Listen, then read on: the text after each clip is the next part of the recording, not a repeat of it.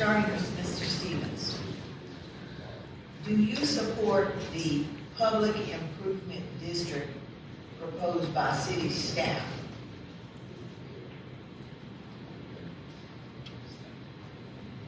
If I understand the question right, and someone up here could probably nod their head, I think it's what recently happened with downtown. That might be the public. Okay, great. Yeah, there's parts of it that are great, and there are parts of it that aren't great. So when that thing first launched, one of the things that was in there was getting rid of the civic center pool, and that's not something that the That's not it. Sorry, I don't mean to jump in. No, you're fine. Can you ask? Well, I'm already using my time, and so. Yeah, sorry about that. Just a minute. Is the person who asked this question in the audience? Would you explain what the public improvement district is? It is a proposal that the city staff is working on to tax property owners within that area between 10 and 30 cents per $100 value for a period of 20 to 30 years in order to improve downtown. Mr. Beck, you're a member of council. Is that essentially correct for your understanding? Yes, it's essentially to cover the downtown cleaning crew. All right, Mr. Stevens. That one. Okay. Yeah. No, I'm not. Thanks for asking that question and making me look silly up here. No, I'm just kidding. I'm not in favor of that. Because this was a conversation that came up a few weeks ago at a work session, and it revolved around the Red Vest program in the downtown, right? You had individuals down there that I think for a 2-year contract we spent $1.5 million. I'll just share my view. It didn't work. A lot of reports came out about how much trash they picked up, and it was a lot, but what they did was they also included what was in the trash cans, for example. And so that hasn't made things better, in my opinion. And adding an additional tax on businesses down there in particular, that's just going to crush them. I mean, we saw what happened to the pizza shop. I have to drive 30 miles now to go to, they're now called St. Joe's. But we're pricing small businesses out of downtown, and so an additional tax is only going to make things worse. Mr. Beck. Thank you. And I want to apologize to Mr. Stevens. I didn't mean to mislead him on different things. The PID is, as she said, is a public improvement district designed to levy an additional tax to pay for the ambassadors program, and it was a pilot program. Initially, I had concerns that I wasn't initially supportive of the ambassadors program because I had concerns about how it might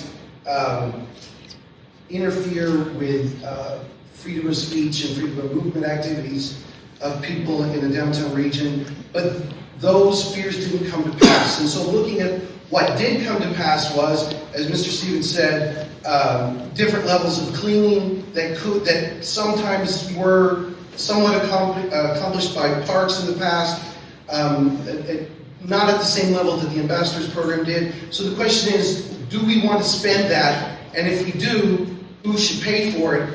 By and large, when I've looked at businesses, they've liked having the ambassadors downtown as sort of a beacon, as a saying, reassuring folks. But then how do we pay for it if the businesses downtown like it? It's going to take a community response and a lot of feedback, both with the downtown businesses and with the community writ large. Do we pay for that out of the general fund and everybody participates, or does the downtown business do it? Thank you. Thank you. Having worked downtown off the square, I mean, I had positive interaction with the ambassadors down there.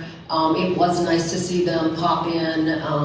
It was nice to see them, have collected trash in front of, the chestnut tree, which is where I was working, and bring it in and put it in our receptacles. They were always there, especially if we had a late party at night. They were always around, would pop in, just make sure everything was good. So by and large, I have had very good interaction with them. Now, that being said, we have had differing levels of opinion of whether we need this program funded or not. And I think that conversation, it needs to be continued. And no, I do not think it needs to be a tax burden on the residents, unless the residents collectively agree, I guess I should say the property owners collectively agree that that is something that we should do. So I think there's more discussion to be had, and I think to really see what the ambassadors program has brought and what it has not. And if the positive side of what it has brought, can we do that a different way in the city? Or, again, talk to the business owners down there. Is that something that they can get on board with? Can we use another fund? Can we somehow have it non-profited in some way? So I think it's a conversation that still needs to be had. Thank you. Ms. Rumohr. I would need to speak with business owners downtown to understand who likes it, who doesn't like it, what's working, what's not working, understand can it be improved, is there another option, another way to do this. I do have a friend that used to work downtown, and he was saying that as a paid employee, he was cleaning. So the business owner was still having to pay for cleaning outside of the business effectively.